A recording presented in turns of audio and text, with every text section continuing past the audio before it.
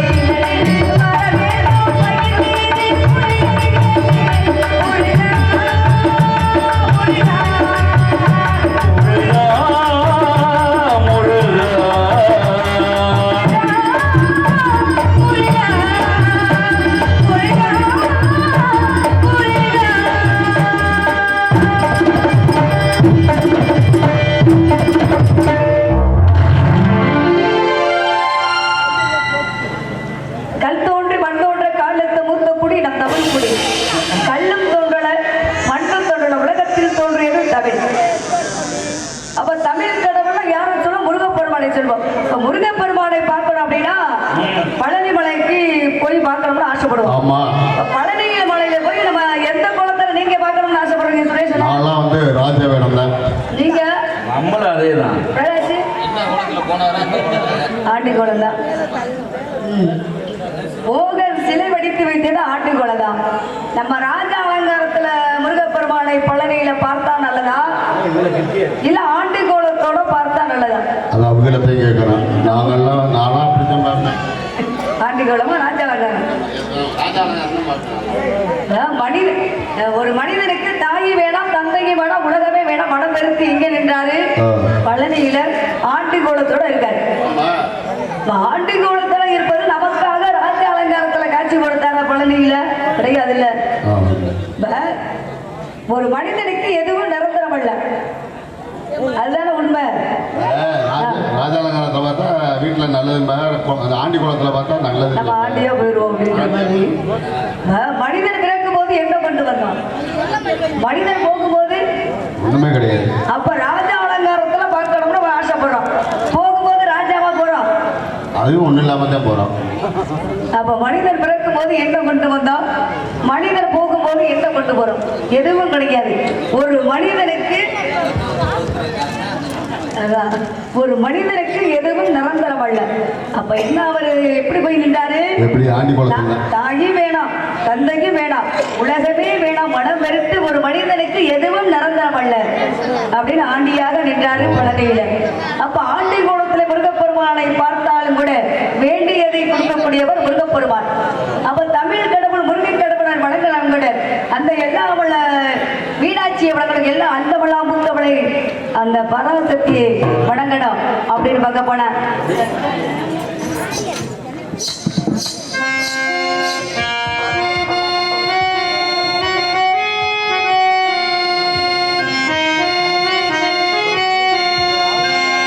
சந்தன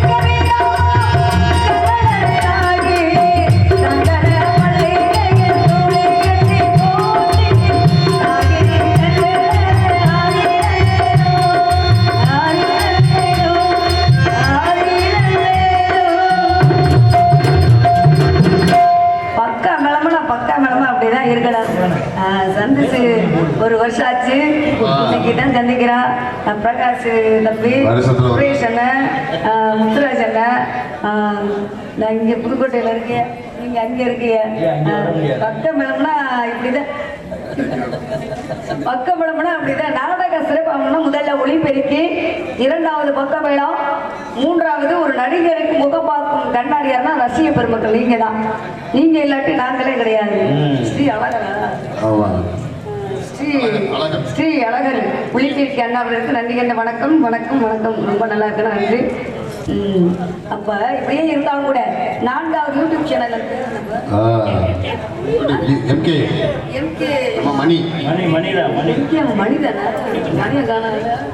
எம்கே மணி YouTube channel அண்ணா அவர்களுக்கு நன்றி கண்ட வணக்கம் வணக்கம் வணக்கம் வணக்கம். அப்படியெல்லாம் இருந்தாலும் கூட நம்பி மன்னனுக்கு நங்கமுகுனிக்கு 7 ஆம்பளை பிள்ளைங்க. 7 ஆம்பளை பிள்ளை இருந்தாலும் கூட அவங்களுக்கு ஒரு கவலை, இன்னொரு பிள்ளை இல்லைங்க. இல்ல கிடையாதுங்க. 7 ஆம்பளை பிள்ளை இருந்தாலும் கூட அவங்களுக்கு என்ன கவலைன்னா 7 ஆம்பளை பிள்ளை இருந்தாலும் கூட நமக்கு பெண் குழந்தையே இல்லையே அப்படின்னு முருகப்பெருமானை அடிதினமும் வணங்கிக்கிட்டே வந்தாங்க. முருகப்பெருமான அருளால வேட்டைக்கு போற நேரத்துல வள்ளிக்கிழங்கு தோன்றிய பள்ளத்துல ஒரு பொம்பளை பிள்ளைய கண்டெடுத்தாங்க. வள்ளிக்கிழங்கு தோன்றிய பள்ளத்துல கண்டெடுத்தா வள்ளின்னு பேர் சொன்னாங்க. அப்ப நம்பி மண் அந்த குழந்தை எடுத்து பார்த்தாரு. அந்த குழந்தைக்கு யார் தாய் தப்பி தெரியல. அப்ப யாரை கேட்டா கொடுப்போம் அப்படின்னு நம்பி மண்ணை வளர்த்தாரு. இதுவரை யாரும் கேட்டு வரல. அப்ப வளர்ப்பு பிள்ளை மாதிரி வளர்க்காம சொந்த பிள்ளை மாதிரி வளர்ந்துட்டு தான் வந்தாரு. 7 ஆம்பளை பிள்ளைய பாத்துக்கிறாங்களா இல்லையா? பொம்பளை பிள்ளைய மட்டும் பாத்துக்குவாங்க. அந்த கண்டெடுத்த வள்ளி பிள்ளை யார் தெரியுங்களா? நான் தான். தாய் தப்பட்டு சொல்ற விஷயம் சொல்ல முடியாது, எல்லா விஷயம் சொல்ல முடியுமா? மனசுல பட்டதை சொல்லணும்னா தாய் தப்பட்டு எல்லா விஷயமும் சொல்ல முடியாது. முருகப்பெருமானை நான் காதலிக்கிறேன் அப்படின்னு தாய் தப்பட்டு சொல்ல முடியுமா? சொல்ல முடியாது, அடிப்பாங்க. அதே நேரத்தில் 7 பேர் அண்ணன் தம்பி 7 பேர் அண்ணன் தம்பிடையும் சொல்ல முடியாது. அப்ப மனசுல பட்டதை சொல்லணும்னா நண்பன் சொல்லலாம், தோழிகிட்ட சொல்லலாம். பார்த்து சொல்லுங்க, ஏன்னா உங்களுக்கு இல்லாம அதை கடத்திட்டு போயிடாம இருக்கு. அதனால நண்பன் சொல்லலாம். முருகப்பெருமானுக்காக 1 வருஷமா 2 வருஷமா அவருக்காக 13 வருஷமா காத்துக்கிட்டு அவர் எப்ப வருவாரு இல்லங்க. 13 வருஷமா அவருக்காக காத்துக்கிட்டு இருக்கேன். ஆமா, 5 வயசுல இருந்து 11 வயசு முருகப்பெருமான மனசுல கடவுளா நினைச்சேன். இப்ப 12ல இருந்து 13 வயசு நடக்குது. 13 வயசு நடந்து முடிகிறக்குள்ளே முருகப்பெருமான் எனக்கு மாலை மாத்தணும். 13 வயசுல நான் திருமணம் படிச்சுக்கலான்னு ஆசைப்படுறேன். 13 வயசுல இப்ப கல்யாணம் பண்ண என்ன சட்டம் சொல்லுது? ஆமா, இப்ப முருகப்பெருமானுக்காக நான் காத்துக்கிட்டு இருக்கேன். முருகப்பெருமான நான் காதலிக்கிறேன். அவர் என்ன காதலிக்கிறாரா அப்படின்னு தெரிஞ்சுக்கிறோம்னா என்ன செய்யலாம்? ஒருதலை காதலாது இல்லைங்க, அப்படிதான் நான் நினைச்சுக்கிட்டு இருக்கேன். முருகப்பெருமான நான் காதலிக்கிறேன். அவர் என்ன காதலிக்கிறாரா அப்படின்னு தெரிஞ்சுக்கிறோம்னா என்ன செய்யலாம்? தூதுதான் சொல்லணும். முருகப்பெருமான் மனசுல நினைச்சா எப்படி தெரியுங்களா? மணியங்குடியை சேர்ந்த கோகிலா குணா அனுகூலங்கள் இங்கே எனக்காக 20 ரூபாய் அனுகூலத்தை கௌரவப்படுத்தார்கள். ஒரு இசைக்குழு சார்பாக நன்றி நன்றி என்ற வணக்கம்.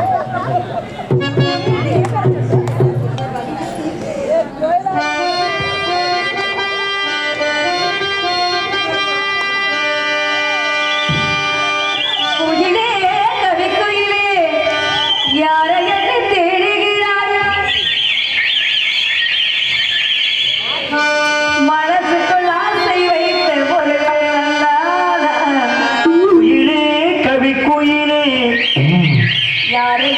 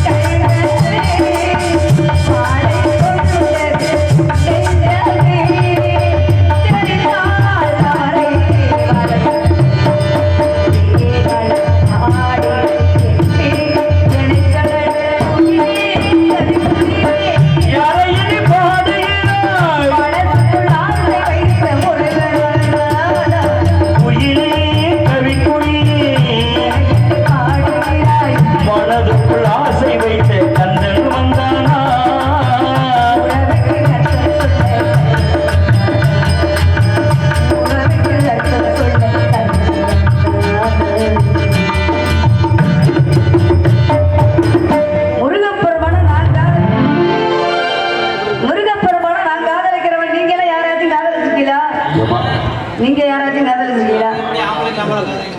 இல்ல நீங்க யாரையும் மனசுல நினைச்சிருக்கீங்களா? ஆமா காதல்னா என்னன்னு தெரியாதுங்களா? காதல்னா எங்களுக்கெல்லாம் பச்சை பிள்ளையம்மா என்னன்னு கூட தெரியாது. ஆத்தாடி சுரேஷனா நீங்க இந்த இடத்துக்கே போறது இல்லை நம்ம. சொல்லிவிட்டீங்க. மனிதன் பிறந்ததுல இருந்து சாகுற வரையும் காதல் இருக்கணும். காதல் இல்லாம உலகமே கிடையாது. பிறந்தோடனே காதலாம். மனிதன் பிறந்ததுல இருந்து சாகுற வரையும் காதல் இருக்கணும். இரு மனமும் சேர்ந்தாதான் திருமணம். காதல்னா இப்ப 16 வயசுல ஒரு காதல் வரும், அது ஒரு வகைப்படும். சரி 90 வயசுல காதல் வருமா? காதல் வராது. 90 வயசுல வரும். வர வைக்கணும். ஆமா. காதல் இப்ப காதல் என்ன தெரியுங்களா? காதல்னா அன்புதான். 16 வயசுல ஒரு காதல் வரும், அது ஒரு வகைப்படும். 90 வயசுல அன்புக்காக காதலுக்காக ஏங்கிட்டு இருப்பாங்க. நமக்கு 90 வயசு ஆயிருச்சு, பேரம் பெட்டி அன்புக்காக காதலுக்காக ஏங்கிட்டு இருப்பாங்க. ஐயா கவலைப்படாதீங்க, 90 வயசான பேரம் பெட்டி அன்புக்காக காதலுக்காக ஏங்கிட்டு இருப்பாங்க. அது ஒரு காதல் வகைப்படும். அதையும் தாண்டி புனிதமான காதல் எந்த காதல்? எந்த காதல்? முருகப்பெருமான மனசுல நினைச்சா சாப்பிட்டா சாப்பிட முடியல, தூக்குடா தூங்க முடியல. ஏமா சாப்பிட்டா அந்த தட்டுல கூட அவர் முகம் தானே தெரியும். அப்படிதான் தெரியுது. தண்ணி குடிச்சா அந்த செம்புல உள்ள கூட அவர் முகம் தெரியுதா? முருகா முருகா முருகான்னு உரையிட்டு தான் இருக்கேன். எங்க பார்த்தாலும் அவர் முகம் தான் தெரியும். ஆமா பாத்ரூம் போனாலும் அவர் முகம் தான். இங்க பாத்ரூம் போனா உள்ள கண்ணாடி மாட்டிருப்போம்ல, அதுல அவர் முகம் தான் தெரியும். முருகப்பெருமானுக்கு ஏற்கனவே திருமணம் முடிச்சாச்சு. முருகப்பெருமானுக்கு திருப்பரங்குன்றத்துல ஒரு சந்தேகம். என்ன ஒரு சந்தேகம்? அவர் ஏற்கனவே கல்யாணம் ஆயிடுச்சு. அதான 2ஆம் தரமா கல்யாணம் பண்ணி புரியல. அவங்க எப்படி சண்டை வராதா? பிரச்சனை இல்லை, நல்லாதாது. அடுத்த புருஷன் ஆசைப்படுறது இதெல்லாம் தவறு தானே அப்படின்னு நீங்க நினைக்கிறீங்க, நீங்க சொல்றீங்க. அவருக்காக நான் காத்துக்கிட்டு இருக்கேன். முருகப்பெருமானுக்கு ஏற்கனவே திருமணம் முடிச்சாச்சு. திருப்பரங்குன்றத்தில் தெய்வ யானை திருமணம் முடிச்சாச்சு. முருகப்பெருமானுக்கு 5 படை வீடு. எல்லாரும் கொடுக்காது. முருகப்பெருமானுக்கு 6 படை வீடு. சந்தேகமா தான் இருக்கு. இவங்க என்னடா வள்ளிக்குள்ள வந்து 5 படை வீடு. 6வது படை வீடு எனக்காக உருவாடும். நான் பேராசைப்படுறேன். இது பேராசையா இல்ல உண்மையாலுமே ஆசையா? இது பேராசை. இது பேராசை இல்லையே. இப்ப முருகப்பெருமானுக்காக நான் மனசுல அவருக்காக காத்துக்கிட்டு இருக்கல. அப்ப பேராசையா இருந்தா கூட முருகப்பெருமானுக்கு ஏற்கனவே திருமணம் முடிச்சாச்சு, சக்கலாட்டு சண்டை தானே வரும் அப்படின்னு தாய் தப்பன் சொல்லுவாங்க. ஆனா தாய் தப்பன் நல்ல விஷயமே சொன்னாலும் ஏற்றுக்கக்கூடிய பக்குவமான வயசு கிடையாது. அப்போ அவங்க தாய் தப்ப என்ன சொல்லுவாங்க?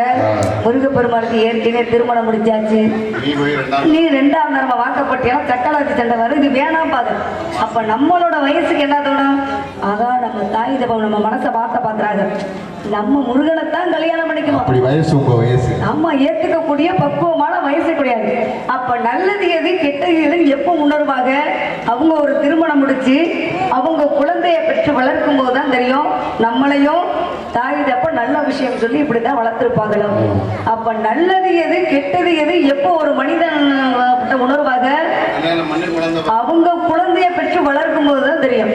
அப்ப நல்லது எது கெட்டது எதுன்னே தெரியாது. அப்ப நல்லது இந்த காலத்துல எதுவும் சொல்ல முடியுமா? ஏத்துக்க முடியல. அந்த காலத்துல வேற இப்ப முருகப்பெருமானை பார்க்கணும்னா அப்ப பாத யாத்திரை, இப்ப பாதி யாத்திரை. எப்படி பாதி யாத்திரைங்கிறிய? மணியங்குறிச்சியில அந்த காலத்துல வந்து பழனிக்கு நடக்கணும் அப்படின்னா பழனி போற வரையும் நடந்து போயிருவாங்க. இப்ப உள்ள காலத்துல நடக்கணும்னு ஆரம்பிச்சா 10 கிலோமீட்டர் கூட நடக்க முடியாது. அதான் அப்ப பாத யாத்திரை, இப்ப பாதி யாத்திரை. அந்த மாதிரி முருகப்பெருமானுக்கு காவடி எடுக்கிறது ஐதீகம். தைப்பூசம் அப்படின்னு சொல்லி முருகப்பெருமானுக்கு காவடி எடுப்பாங்க. தைப்பூசத்துக்கு காவடி எடுப்பாங்கன்னா தானியம் கொண்டு போவாங்க. தை பிறந்தால் வழி பிறக்கும். அப்ப தை பிறந்தால் வழி பிறக்கணும். என்ன அறுவடை நாளாக? நெல். அப்ப முதல்ல கொண்டு போய் இந்த தானியத்தை யாருக்கு கொடுக்கணும்? தமிழ் கடவுள் முருகப்பெருமான். அப்ப காவடியா சுமந்து முதலுக்கு வந்து இறைவனுக்கு முதல்ல கொண்டு போய் கொடுக்கணும். அப்ப அதே போல தை பிறந்தால் வழி பிறக்க, அது மாதிரி முருகப்பெருமானுக்காக நான் காத்துக்கிட்டு இருக்கேன். பள்ளிப்புள்ள ரொம்ப ஏங்குது அப்படின்னு பழனி விளையாட்டு முருகப்பெருமான். அதுதாங்க உண்மை.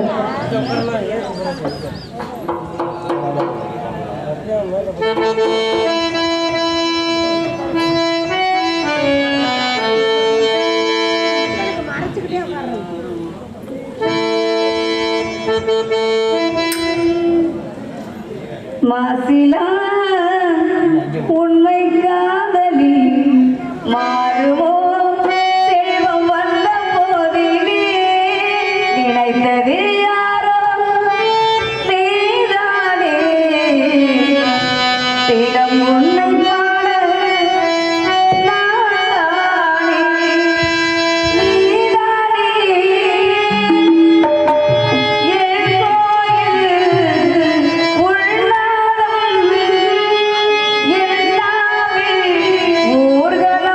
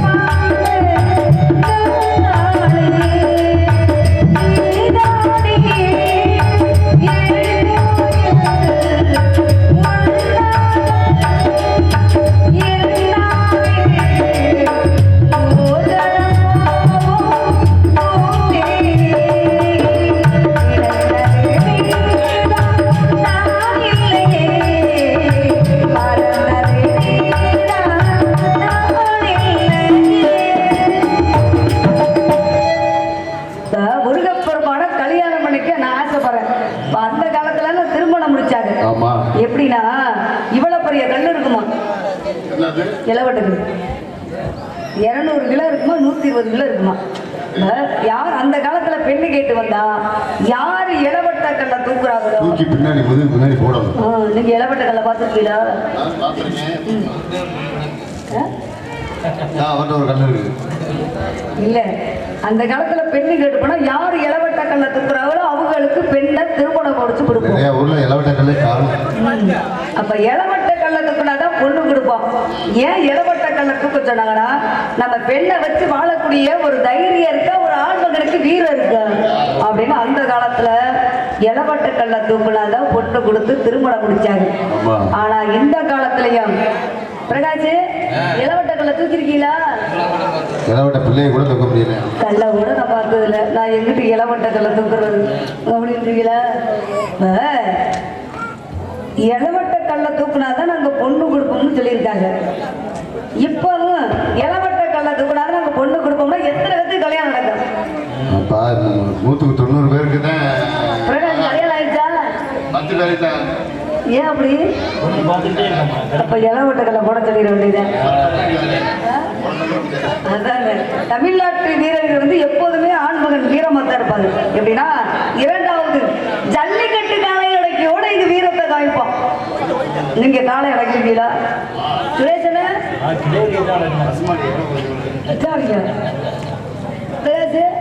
நீங்க நான் அடைக்கிறேம்மா. இந்த மாடு ஒரு 20-30 பசுமாடு அடைக்கிறேன். அது காலை இல்லைங்க.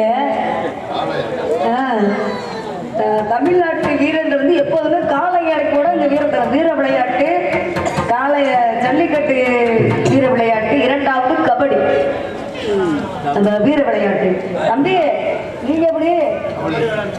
அதனாலதான் கபடின்னு சொன்ன உடனே அதான் வீர விளையாட்டு. தமிழ்நாட்டு இளைஞர்கள் வந்து எப்போதுமே ஆண்மகன் வீரமா தான் இருப்பாங்க.